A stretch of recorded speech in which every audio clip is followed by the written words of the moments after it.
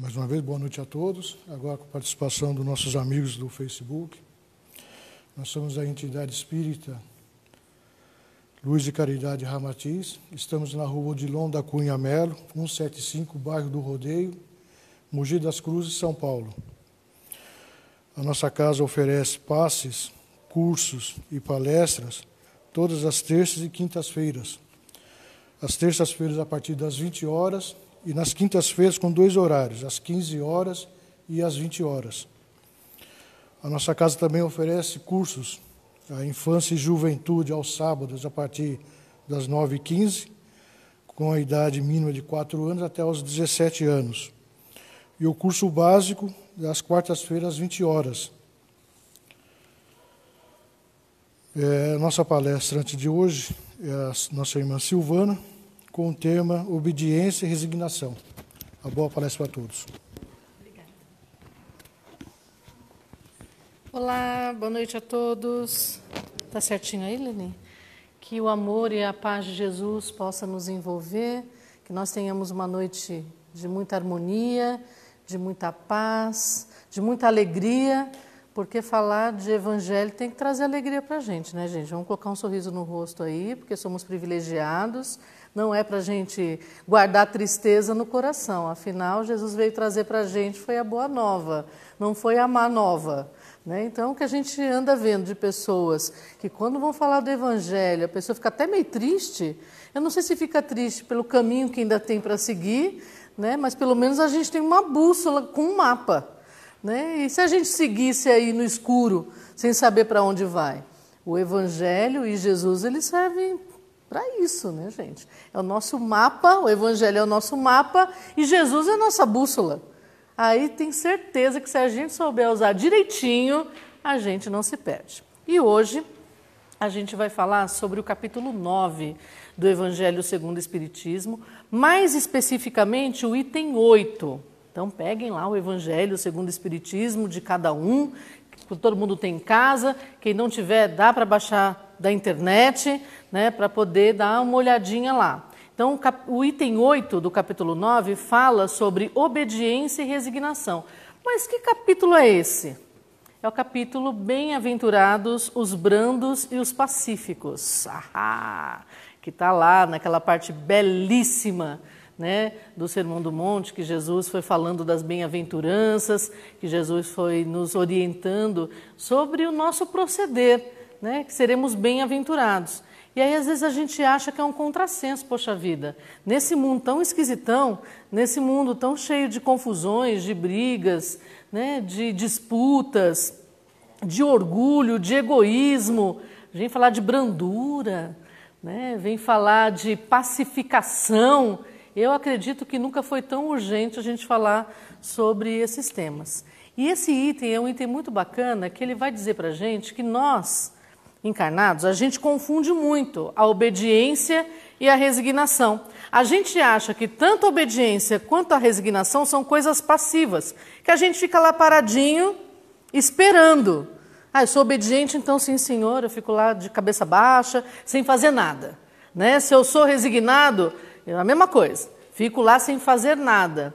Mas o Evangelho nos informa que tanto a obediência quanto a resignação são virtudes ativas.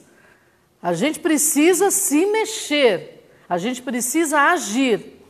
E os ícones, né, na verdade, o ícone, o máximo de obediência e de resignação foi Jesus. Porque Jesus fez o que falou e falou o que fez. Diferente da gente, né, que a gente fala uma coisa e faz outra e vice-versa. Jesus não entra em contradição. Jesus, ele foi extremamente obediente. Ele obedeceu às leis universais, quando da sua última encarnação aqui entre nós. E Jesus foi muito resignado, porque as coisas que precisam não poderiam ser mudadas, por respeitar o livre-arbítrio dos encarnados, ele aceitou e agiu conforme as leis de Deus. Porém, muitas vezes, a gente confunde essas coisas. Nós que temos uma grande dificuldade em obedecer, porque a gente tem umas coisinhas dentro de nós chamadas orgulho e egoísmo. A gente já tem grande dificuldade em obedecer às autoridades temporais aqui do planeta. Por que temporais? Porque uma hora a pessoa está ocupando o cargo de autoridade, mas chega numa outra vida e não está mais. Mas nós temos uma grande dificuldade. O que existe nos meios empresariais, corporativos, de pessoas falando mal dos líderes, porque não concordam com isso, não concordam com aquilo, e vai bater de frente, aquela coisa toda. Essa questão da obediência gera um sentimento muito negativo dentro de nós. Por quê? Porque nós acreditamos que temos que ser livres. E a obediência parece que não combina com liberdade. Né? Quando nós somos obedientes, a gente vira meio que escravo. Nós temos uma visão bastante distorcida dessa questão da obediência. E a resignação, né, quando a gente fala, você tem que ser resignado, o que a gente imagina? Eu tenho que entregar os pontos. Deixa que o universo cuida. Eu ouço muita gente falar assim, vou jogar para o universo. Gente, como assim? E a nossa parte, como é que fica? E a nossa parte, aquilo que nos cabe realizar. A resignação, ela é, olha, ok, isso aqui eu não posso mudar, mas eu posso atuar de tal maneira para que isso possa ser melhorado no futuro. Não foi o que Jesus fez? Jesus ele veio em uma época bem complicadinha. Guerras, invasões, os judeus lá escravizados, nem tinha corrupção, nem tinha ganância na época de Jesus. Verdade? Não tinha. Né? Não, Jesus veio aqui só colher flores. E hoje? Não tem guerra, não tem dificuldade, não tem violência, não tem corrupção, não tem nada disso, né? E nós estamos seguindo o exemplo de Jesus? E a questão da obediência é obedecermos às leis universais que nos regem. Ahá! Não que necessariamente a gente vá obedecer às leis temporais, porém precisamos respeitar as leis temporais. As leis temporais elas mudam conforme a gente vai evoluindo. A legislação dos países é a mesma de 300 anos para cá? Não, gente. Nos anos 70 na França se enforcavam pessoas. Gente, anos 70 foi logo ali. A legislação ela vai mudando. Mas nós precisamos ir nos adequando e aquilo que não cabe mais dentro de determinada ordem social, nós vamos adequando, nós vamos evoluindo. Mas fazendo estardalhaço, a gente fez a leitura da lição da cólera. Esse capítulo é bem interessante, que ele fala da paciência, fala da cólera e tal. E esse trecho que ele fala da cólera, ele fala assim, olha, se você pudesse se ver encolerizado, que ele fala que quando a gente está encolerizado, o que é estar encolerizado, pessoal? Alguém tem uma visão de alguém encolerizado? É um bichinho meio nervoso aí que está atacando. Né? Ele fala que nós estamos num estado temporário de loucura. Já começamos mal quando a gente fica encolerizado, a gente já perde a razão. Né? E aí ele fala o seguinte, se a gente conseguisse se ver de fora quando nós estamos encolerizados, ou a gente ficaria com muito medo de nós mesmos, ou nós seríamos muito ridículos. O que nós precisamos fazer é agir com inteligência e com o coração, para que nós possamos ir aos poucos trazendo o processo evolutivo. Isso funciona no macro e isso funciona no micro. Isso funciona para os planetas, para os países, para as cidades, para os, né? E isso funciona para a minha família e para mim. Bater de frente sem encolerizar, é até difícil falar, né? Se encolerizar diante de situações que vão contra aquilo que nós queremos, resolve o problema?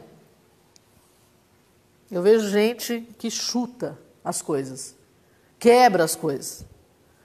Aí o que acontece? Tem dois problemas, né? Por quê? O problema continua lá para resolver e ainda vai ter que consertar ou repor aquilo que foi quebrado, por um rompante ali de destempero emocional. E aí, nesse trechinho, é um trechinho bem curtinho, pessoal, lá da obediência e da resignação, fala um negócio bem interessante, que fala o seguinte, que a obediência é o consentimento da razão. E a resignação é o consentimento do coração. Uau! Então, o que acontece? quando eu sou obediente, a minha razão, ela está consentindo com algo. O que é o consentimento? É a aprovação. Mas se eu tenho uma visão muito limitada, eu não tenho uma visão tão ampliada, fica difícil eu entender quais são os planos divinos, quais são as leis que nos regem. Para isso a gente precisa dar uma pesquisada, uma estudada, abrir a nossa mente, abrir o nosso coração para que a gente possa ser obediente. Quem sabe mais, Deus ou eu? Há dúvidas? Ninguém respondeu, acho que tem dúvidas, né, Sr. Josafá? Há dúvidas. Muitas vezes a gente acha que nós sabemos mais do que Deus e não somos obedientes. Mas quando nós nos dispomos a estudar um pouquinho as leis universais, e interessante que quando lá no Livro dos Espíritos, Kardec é sabido, Kardec faz a pergunta certa ali, ó, certeira. Ele pergunta, onde é que estão escritas as leis de Deus? E aí, onde é que estão escritas? Estão em algum livro? Em alguma pedra? É pedra dura pra caramba, pode ser que esteja numa pedra. Em algum livro? O livro se perde, se queima, se rouba, se destrói. A pedra também. Então as leis de Deus estão registradas num local que a traça não corrói. Quem apita? Quem opina? Onde é que estão escritas as leis de Deus? Na nossa consciência. Está dentro da gente o tempo todo. Então, se a gente faz aquela pausa e a gente avalia, lá no fundo, a gente sabe a resposta. Lá no fundo, a gente sabe o que é certo. E que a nossa desobediência nada mais é do que uma grande vaidade querendo fazer valer a nossa vontade, querendo fazer valer os nossos desejos, e os nossos desejos momentâneos. E os nossos desejos ali daquela fatia de tempo, sem olhar lá na frente.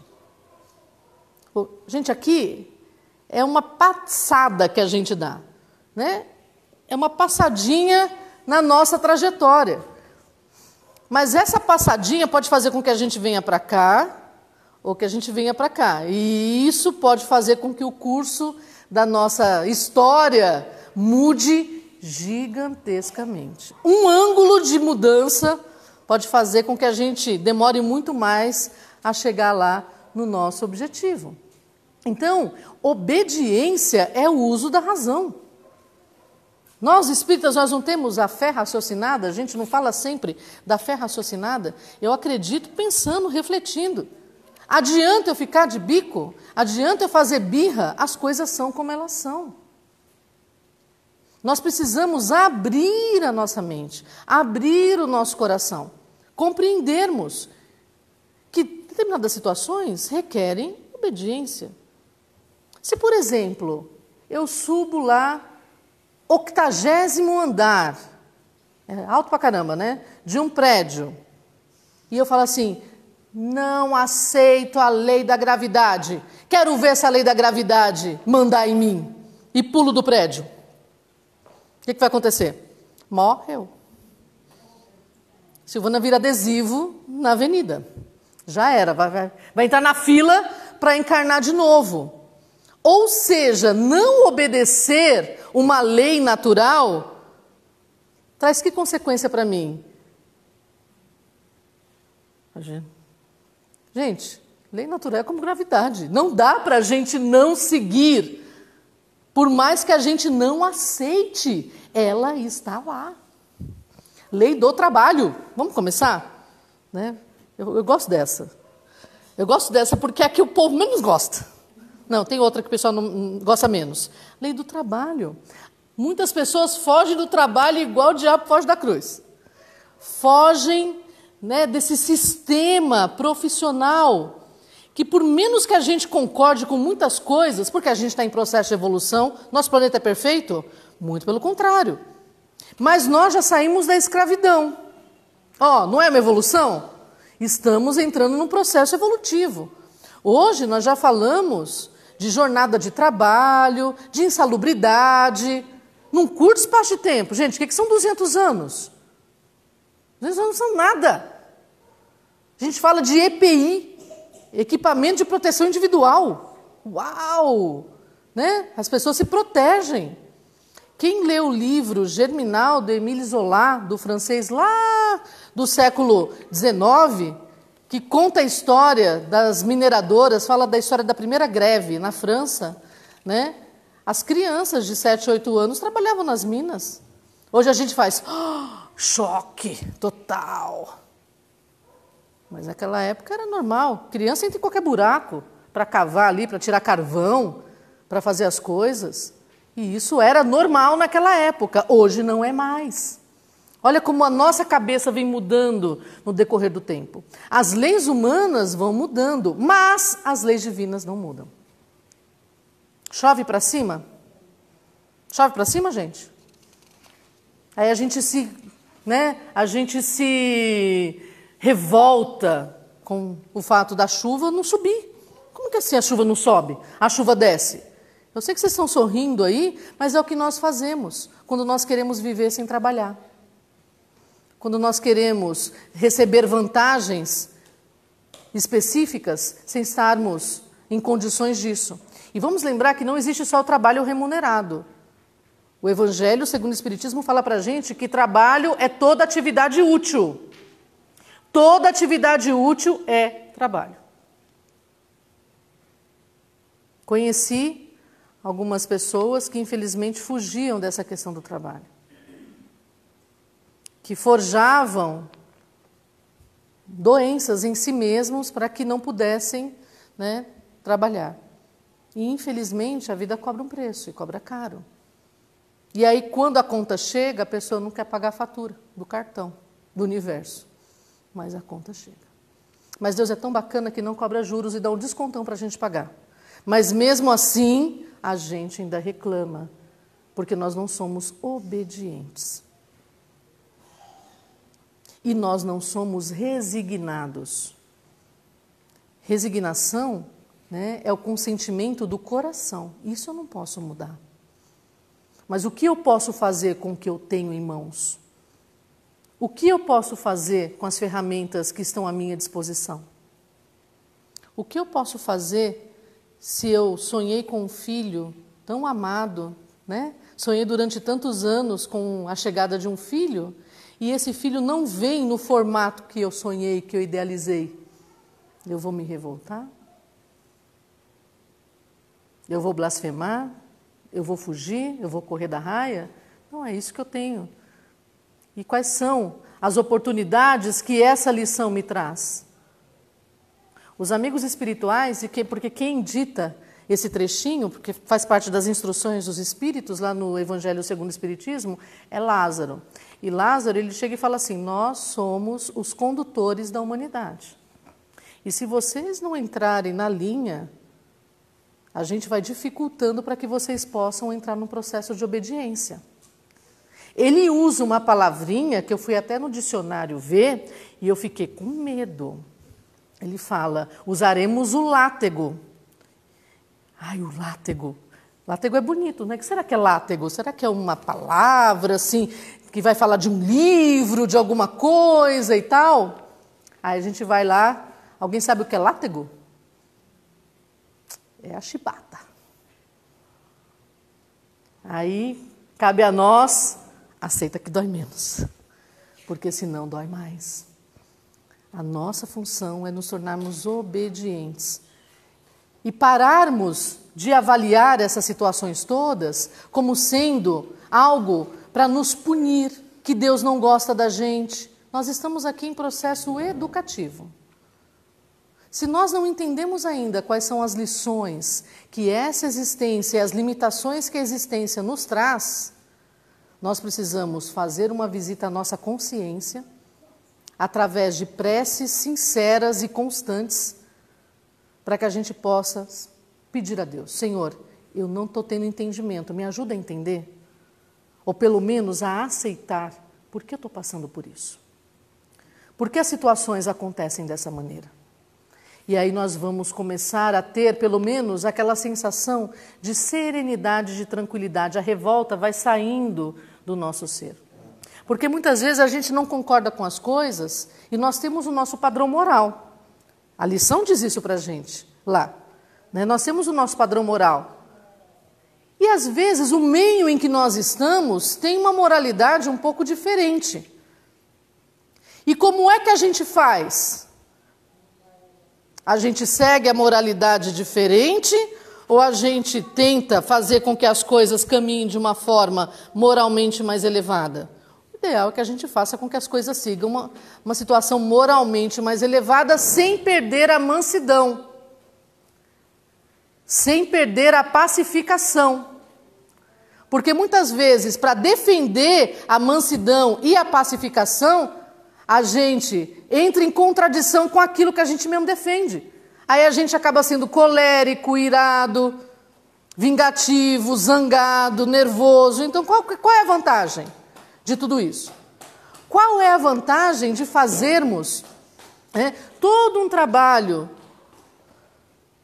de esclarecimento, de autoconhecimento, sendo que na hora que o bicho pega, que eu poderia dar voz ao Evangelho, como Paulo de Tarso fala, não sou mais eu que falo, é o Cristo que habita em mim, que agora fala por mim. Olha que coisa linda. Quando as coisas não funcionam como nós queríamos que elas funcionassem, quando nós vemos algumas coisas que fogem, aos nossos padrões morais, ao invés de agirmos de acordo com os ensinamentos de Jesus, a gente fica encolerizado, a gente fica irritado, nós ficamos agressivos e nós botamos a perder tudo aquilo que a gente conquistou. E aí eu faço uma pergunta para vocês. Jesus estava no ambiente ideal para ele, de acordo com o nível moral dele? Não, opa, graças a Deus, né? Não, não estava. Ou estava. Se nós formos avaliar, o espírito de bem, ele vai onde ele é necessário. Porém, energeticamente, ele poderia escolher entre estar em outros níveis mais elevados ou aqui. Ele concordava com tudo o que acontecia aqui, no planeta Terra? E ele ficava batendo boca com o fariseu? Ele não concordava com um monte de coisas, gente. Ele não concordava com a escravidão, ele não concordava com uma série de coisas, principalmente que a gente via a injustiça de seres humanos em relação aos outros. E ele falou isso amplamente em relação às mulheres. A relação que Jesus teve em relação às mulheres foi algo inovador. Ele falava com as mulheres como seres humanos normais. Culturalmente, e ainda hoje, naquela região, as mulheres elas não podem conversar diretamente com homens, sem a presença do seu responsável. É uma questão cultural. E quem somos nós aqui para dizermos algo? É uma questão cultural. Mas Jesus ele foi contra. Ele era obediente às leis de Deus. Mas naquele momento ele precisava observar a necessidade de cada uma daquelas pessoas e agir para que ele pudesse criar para o futuro. Ele sabia que ele não ia criar para aquele momento, ele ia criar para o futuro uma legislação de equalidade. Uma legislação de igualdade. Então, os princípios de liberdade, igualdade, fraternidade levantados lá pela Revolução Francesa tiveram como base ali as atividades que Jesus desempenhou. As mulheres, como iguais, tiveram origem lá em Jesus. Então, as atitudes de Jesus, ele não agiu pensando naquele momento. Agiu pensando no futuro. Jesus desmereceu alguém? Ofendeu alguém? Xingou alguém? Criticou alguém? Não. Falava verdades, mas sem agressão, sem cólera, de forma obediente às leis de Deus e resignada. A César o que é de César, a Deus o que é de Deus. Não que a gente não vá usar a justiça em nosso benefício, caso isso seja necessário, mas jamais com violência, sempre com mansidão. E por que a mansidão? Porque o clima desse planeta será a mansidão. o clima desse planeta será a paz. Quando, Silvana? Não sei. Como já dizia a musiquinha, depende de nós. Depende de nós. E quem não for manso, quem não for pacífico, não fica, porque não cabe. E aí vai ser transferido de escola. Vai ser transferido e vai estudar em outra escola. Sem problema, gente. A vida continua. Mas não é melhor a gente ficar nessa escolinha que a gente já conhece? Já pensou? Como é que é a outra escolinha? Como é que funciona a alimentação na outra escolinha? Como é que é corpo físico na outra escolinha? Como é que são os animais na outra escolinha? Quais são as plantas da outra escolinha? Não sei, vou ter que aprender tudo de novo. Mas não é melhor ficar nessa aqui, que está tudo mais tranquilinho? Precisamos aprender a nos tornarmos obedientes. Como Madre Teresa, lá no meio da rua de Calcutá, já uma senhora em idade avançada andando, uma católica no meio hindu. Ela sofria segregação religiosa. Se tiver curiosidade para conhecer a história dela, é uma história muito bacana. E aí ela está andando e ela socorria os doentes. Né? Porque existe lá um conceito que se a pessoa está em vias de desencarnar, ela é lançada na rua. Para que ela morra lá, na rua. E aí ela está andando e encontra um homem moribundo, ali, na viela. Ela não consegue passar, porque ela sabia que aquele homem ia morrer em breve. Ela ajoelha no chão e fala: Senhor, o que queres que eu faça? Olha a obediência em ação. Eu obedeço ao que o Senhor falar. E ela sentiu no coração dela que ela deveria ficar com aquele homem. Ela colocou aquele homem nos braços e a resignação de saber que ela não poderia curá-lo, nem poderia transportar esse homem para nenhum lugar para que ele tivesse uma morte mais digna. Olha as duas lições de obediência e de resignação. Mas aquele homem não morreu sozinho. Ele não morreu só. Quantas vezes nós somos chamados à obediência e à resignação e a gente faz saída pela esquerda, saída pela direita, vai vir alguém aí atrás que vai resolver o problema para mim. E nós nos isentamos disso tudo. Nós nos encolerizamos à toa. Eu vejo como a gente perde as estribeiras. No momento que nós estamos enfrentando, o momento que o nosso país enfrenta, não pede cólera. O momento que o mundo enfrenta não pede cólera, pede obediência e resignação. Se nós perguntarmos a nossa consciência, lembra que é onde estão gravadas as leis de Deus? Senhor, nessa situação, o que queres que eu faça? Pim! É para acordar, tá? A resposta vem. A resposta vai vir. Se nós formos sinceros e honestos, a resposta vai vir. Muitas vezes nós temos o comportamento, como diz André Luiz no livro Sinal Verde, de reclamarmos por hábito. É engraçado porque o meu Sinal Verde está sempre viciado, né? Eu abro Hábitos Infelizes. Eu falo assim, eu acho que esse livro está querendo me dizer alguma coisa. Aí eu viro, faço assim com o livro. Fecho o olho, faço assim, faço assado, faço assim, abro de novo... Hábitos Infelizes. Aí eu pego um livro emprestado, acho que o meu que está marcado ali, abro tanto essa página, né? Hábitos Infelizes. Tá bom, já entendi. Vamos mudar alguns hábitos. E hábito é o quê? É repetição. Mas, para que a gente possa mudar o hábito, a gente tem que saber qual é que precisa ser mudado. Se a gente for conversar com as pessoas que a gente conhece, a gente sabe o hábito que cada um tem que mudar nele. Mas e em nós? Porque no final da história, gente, somos nós por nós mesmos. A gente muda alguém? A gente muda alguém? Muda a nós. Nós só mudamos a nós mesmos. Nós não mudamos ninguém além de nós mesmos. Precisamos ter sinceridade para que nós saibamos o que precisa ser mudado. Obediência. É isso aqui? Sim, Senhor. O que queres que eu faça? E resignação. Ok. É assim que vai ser? tudo bem, o Senhor me dá forças e a gente vai trabalhando. Estava circulando um vídeo de um garoto da APAI cantando uma música, não sei se vocês viram, coisa mais linda, o rapaz tocando, né, Can You Hear Me Now, a música linda e tal, e ele cantando, ele cego, cadeirante, com limitação motora nos 2 braços, o que ele tinha? O ouvido e a voz. Ele foi obediente e resignado. E nós? Somos obedientes e resignados na nossa tarefa?